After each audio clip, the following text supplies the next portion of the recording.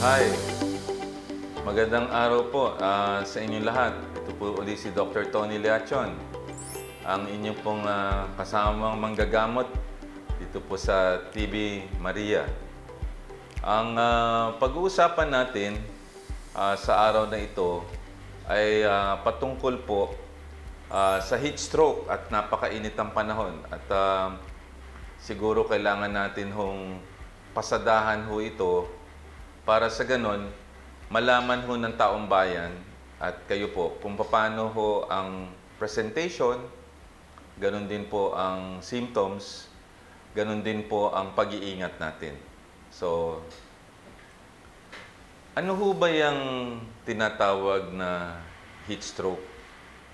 Yan ho yung nangyayari sa mga bansa na talagang mainit. Ika nga ay nasa torrid zone or temperate countries. Pero bukod tangi ang Pilipinas kasi nasesentro po tayo dun talaga sa isa sa pinakamainit na lugar sa buong mundo. At ika nga ay year in and year out, tayo po ang bansa sa Asia. Hinahangad ko nga sana nagkaroon ho tayo ng cold weather katulad ng Hong Kong. Kalapit-lapit ang Hong Kong, 1.5 hours. Akalain mong meron sila pagka pong Disyembre, January, February, bumababa ang temperatura hanggang 10 degrees. Tayo, ang Pilipinas, ay painit ng painit. Nahati lang po ang ating climate sa dalawa lang. Hot at saka wet season, di ba po?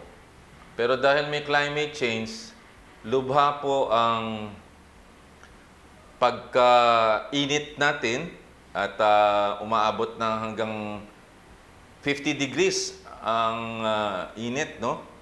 At pag sa tao, pagka meron kang 38 hanggang 40, yan ay may lagnat na, di ba?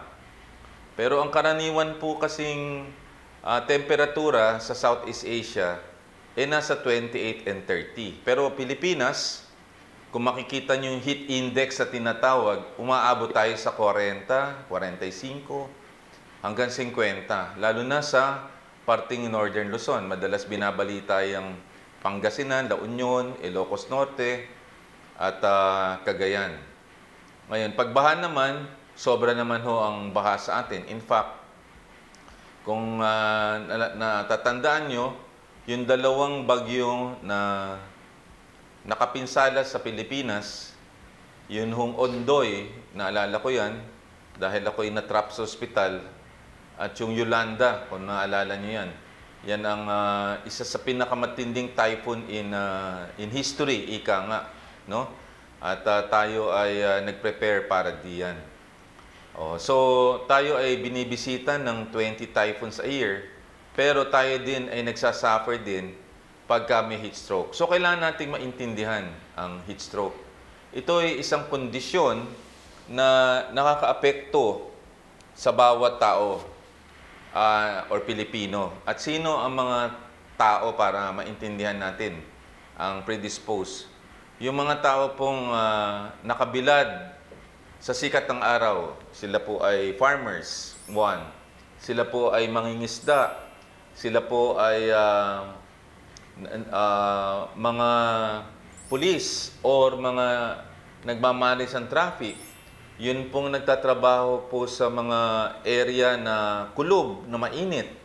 Mga manlalaro or athletes.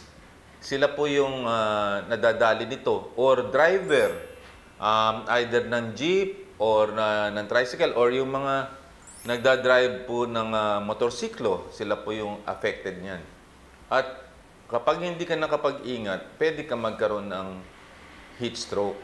So, sila po ang binibigyan natin ng importansya. Edad, usually mga senior citizens at saka yung batang-bata po yung edad. Less than 5. Kasi ang mga bata po, pag napabayaan natin, wala silang kapasidad mag-hydration. Kaya naalala niyo po ba yung mga sad stories about kids na tatrap sa kotse tapos na-dehydrate? Yan ho dapat hindi natin pabayaan ho yun Yan. Kaya ako ine-explain sa inyo, recognition of the problem para ma-prevent ninyo.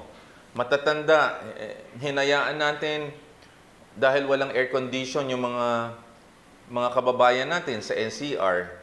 Tapos mainit ang panahon, hindi natin na-hydrate yung mga lola, lolo na may sakit. Pwede hong magkaroon sila ng heat stroke at magdeliryo. So, napakahalaga yung preventive aspect. Pero doon tayo sa recognition para alam ng mga tao kung sino ito. Yan. So, na-recognize ninyo. So, pag na-recognize ninyo, ano naman ang manifestation? Ibig sabihin ng manifestation, ano naman ho ang symptoms, no? So, usually, ito po ay mga nauuhaw, nahihilo, mabilis ang pulso, minsan bumababa ang presyon, at ang iba nahihimatay. Yan ho yung mga manifestation. At kadalasan, ang sikat ng araw ay mula sa alas 10 hanggang alas 3. Kaya those time, ayaw mo na nandun ka sa sikat ng araw. 10 o'clock hanggang alas 3. Yan yung kainitan ng araw. Yan. So, ulitin ko unconsciousness. Isa sa symptom, biglang nahimatay. Dun sa mga na-recognize natin. Mabilis ang pulso. Number 3, nagsusuka. Number 4, cramps. Yung ikaw ay pinupulikat sa amin sa Batanggenyo o taga-Kalapan, pinupulikat. Lalo na yung mga atleta. Yan. Dizziness at saka headache. At saka ang iba ay pinagpapawisan tapos hindi na pagpapawisan. Yan. So alam nyo na kung sino po kayo. At para sa ganon, ma-prevent natin ito. Kasi mahirap po ma-hospital ngayon, sa panahon ngayon, at ito'y preventable. Yan, ika nga.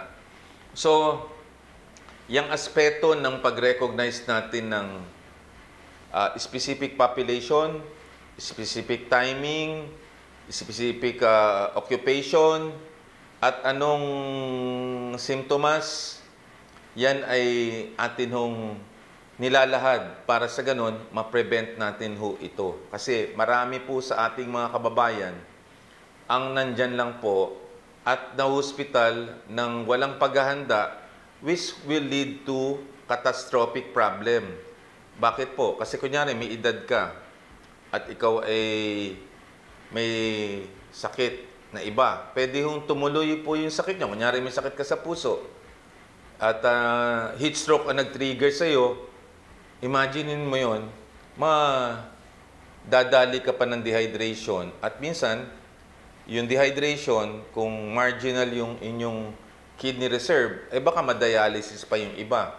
Kaya ang pinakamahalaga, ma-prevent natin iyan. Kasi yung susunod na segmento, mga kaibigan, pupunta ho tayo dun sa area na nasa hospital ka na, at anong ginagawa namin mga doktor para sa ganon maayos natin kaya anong pwede yung gawin na first aid kung nasa bahay kayo kasi una-una kung wala kayong pera o wala kayong health maintenance card paano na, and then yung last part natin paano natin maiiwasan. So mga kaibigan, so unang segment po natin ng heat stroke, pinasadahan ko po kung ano po ang definition ng heat stroke. Right?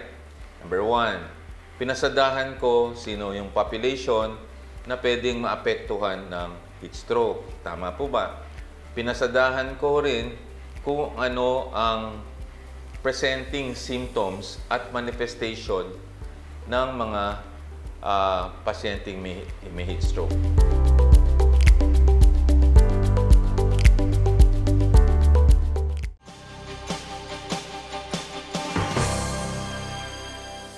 Nagbabalik po si Dr. Tony Liachon at nandito tayo sa ating segment tungkol sa heat stroke.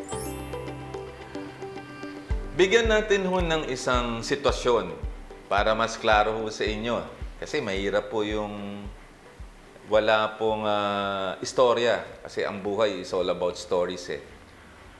Since ang Pilipinas ay isa sa pinakamahabang coastline sa buong mundo, ang haba ng coastline natin. Ako umuwi lang ng Mindoro nitong eleksyon, ang aking apo ay nakapagdagat eh. Bawag kayo pumunta sa amin, sa aming lalawigan. Kayo muna yung biyahe po mula ho sa amin sa Quezon City. Mga 3 oras yan, depende sa traffic. At darating ka ho ng Batangas Port, mga 3 oras po yun eh. Depende sa traffic. At sasakay kayo ng vapor o barko. Roro ho, kasi dala namin aming sasakyan. So imagine niyo mga plus delay, mga 7 hours so. Ngayon, eto ho, ang sistema. Ba't ko kinekwento sa inyo? Kasi meron hong pasyente na naliligo sa dagat at biglang nagkagulo doon ho sa dagat. No, marami ho sa amin dagatan eh. At ano daw first aid, di bilang manggagamot, ang sitwasyon ay ganare. Ay ganare. Meron hong isang matanda, edad 70, at nagpunta ho sa beach. Oo, nagpunta sa beach. Nung ako yung mga bata pa, dala-dala yung kanilang mga ulam. Ang paborito naman ay adobo at pansit lang naman. At pagka sineswerte ka, meron ka minudo. Katalo na yan. Di punta ka sa dagat, no? At yung mga lalaki naman, magiinom yan sa tabi. Sali, shot-shot ika nga. Napabayaan ka mo itong isang 70-year-old na lalaki. At siya ay nandoon sa arawan at wala doon sa lilom. Lilom, shade. Akalain nyo, bigla na lang nahimatay. Nahimatay. Di kagulo. Tayo naman dahil matulungin, di pumunta tayo doon sa lugar. Nakita natin, may pulso naman at nahimatay, pero mababa yung pulso. So, ang sinabi ko, tulungan ako at dali namin ho sa isang area na may shade, no? Sa madalit sabi, may pang-BP naman kasi may dala naman tayo, mababa ang blood pressure. So, ang first aid niyan, pahigain mo, tapos itataas mo yung paa para tumaas ang blood pressure. Tapos, nagpakuha ako ng labakara. Alam niyo yung labakara? Face towel, marami. At ang iba, damit na. At babanyusan nyo ng tubig na malamig yung ulo. Alright? Kasi mainit eh. Yung muka, leeg, sabay-sabay na. Kasi marami naman sila doon. Pero bigyan nyo ng espasyo ng hangin. Yung kilikili at itong singit para bumaba ang temperatura. Right? Tama po ba? Nagising. Kasi ang lamig nun eh. Kasi ice cold water eh. Yung mga nagiinuman kasi, kinuha ko yung yelo. Kinuha ko yung yelo. Tapos ang ginawa ko, yun ang pinambanyos. Nagising. Pagka nagising na, iaangat nyo na po yung ulo. Aangat nyo yung ulo. Kasi painumin nyo ng tubig eh. Huwag nyo painumin ng tubig, first aid, na hindi namamalayan. Kasi yung aspiration, yung tubig, pupunta ho yan sa baga. At pag nangyari yan, ma-hospital pa yung pasyente. Noong nahimasmasan, nagising na, gumaganyan-ganyan, pupungas-pungas po eh. Yun ang term namin. Pupungas-pungas po yung pasyente. Pag ganyan, painumin nyo na. At usually, straw. Pasipsip nyo. Kasi baka mabilaukan ho eh. Pasipsip nyo. Yan. Tapos painumin yung tubig. Hanggat magising na. Tapos i-check nyo na yung BP. Maya-maya, yung heart rate, nung inumpisahan ko, 120. Ay bumaba na ng, ang normal heartbeat ho kasi 60 to 100. Bumaba na ng 60. Yan, or yan. Pagkatapos, sa mga kaibigan, kaya pala nangyari yan, ganito, inimbestiga ko na. Siyempre, paano, pag di mo inimbestiga, kung ba't nagkaganon. Yung palang pasyente, may ininom pa palang yung palang pasyente, malaki ang heart. Meron siyang diuretic. Siya po ay may gamot, ang pangalan ay furosemide. Bago pumunta ho dun sa dagat, uminom muna. Di ihi ng ihi. Pagpunta ng dagat, hindi malamig na tubig ang ininom. Siyempre, alam mo naman, pagka may edad ka na, kape. Kape ininom. Siyempre, iihi ka ng ihi. Kasi ang kape, diuretic Right. Kaya yung mga tao, at even ng alak, by the way, kung hindi nyo alam, kaya yung iba hong pagka tumotoma or umiinom, ihi ng ihi.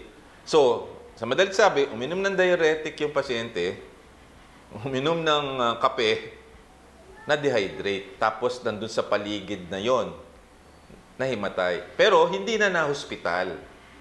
Yun ang maganda ron. Di ba? Hindi na na-hospital.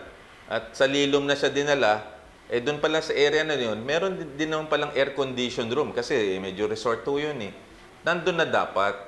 Pero, kunyari, ginawa mo na yung first aid at mababa pa rin yung blood pressure kasi alam naman natin may mga physicians or doctors in the area.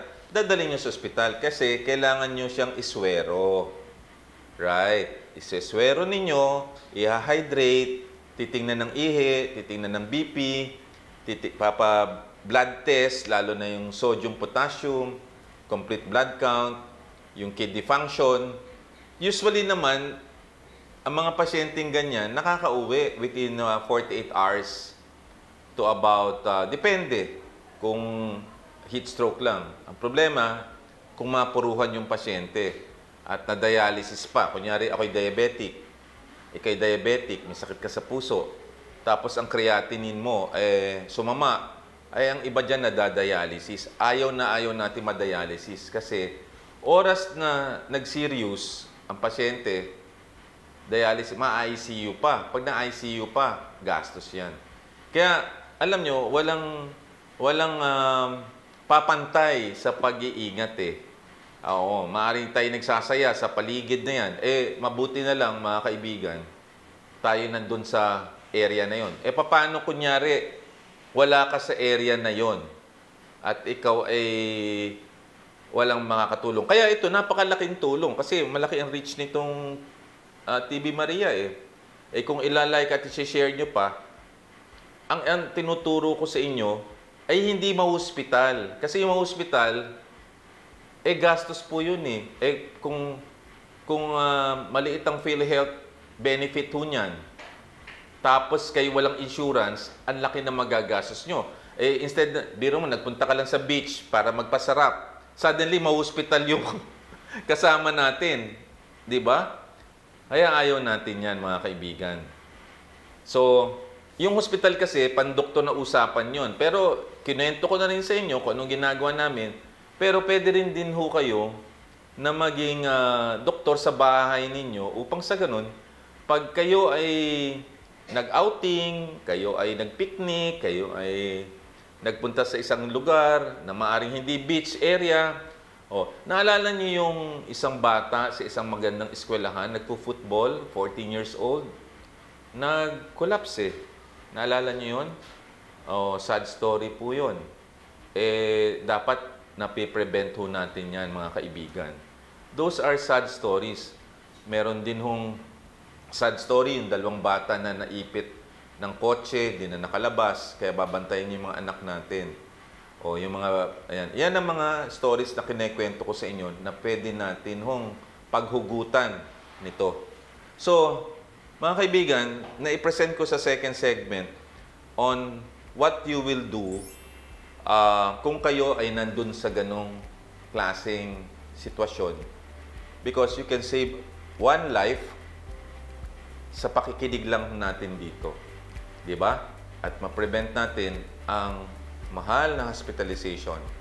Sa last segment, mga kaibigan, pagtutuunan natin ng pansin on how to prevent yung heat stroke na yan.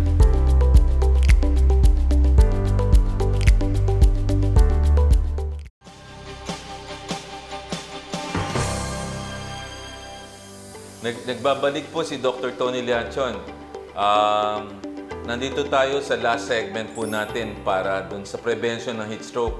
Siguro inaabangan nyo to kasi kung ako, ano yung ginagawa ko? Yan, di ba? Situational tayo lagi.